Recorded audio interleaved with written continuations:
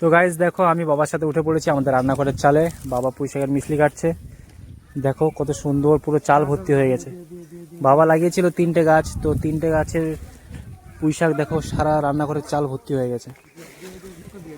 এর আগে 3 ঝুড়ি পাড়া হয়ে গেছে, আর এই 1 ঝুড়ি নিচে রাখা আছে, তোমাদেরকে দেখাবো। গাইস 3টে গাছ ছিল, 3টে গাছ পুরো ভর্তি হয়ে গেছে। আর একটা গাছের গোড়া কারা শয়তানি করে কেটে দিয়ে গেছে। তো দেখো, বাবার আমি এখন পুঁই শাকের মিশলি পাচ্ছি। আর কার কার খেতে ভালো লাগে অবশ্যই জানিও। আমাদের পুরো ফ্রেশ অর্গানিক সবজি।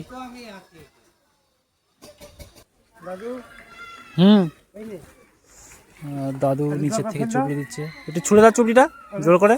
হ্যাঁ,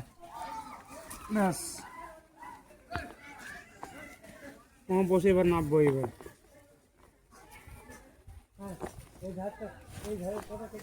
এইটা হলে হয়ে যাচ্ছে। কোনো সার কিচ্ছু দেয়া নেই, শুধু বাবা গাছ লাগিয়েছিল, শুধু জল দেওয়া হয়েছিল। আজ পুরো চাল ভর্তি হয়ে গেছে মিছরিতে। অনেকদিন ধরেই কাটবো করছিল, কিন্তু কাটা হচ্ছিল না।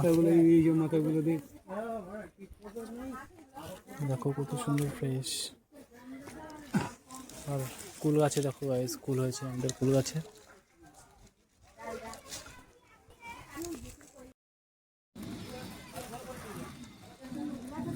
মোটা পয়সা দিচ্ছে এই যে দানা জানা আছে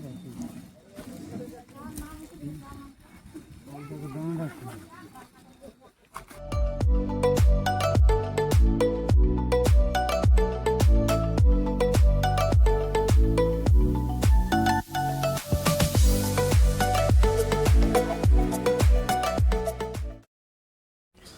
দেখো কত সুন্দর লাগছে দেখতে। মা একদিন রান্না করেছিল, খেতে সুন্দর লাগছিল, মানে অসাধারণ লেগেছিল স্বাদটা। কারণ কি এতে কোনো তেল সার দেওয়া নেই, তো ওই জন্য পুরো ফ্রেশ অর্গানিক।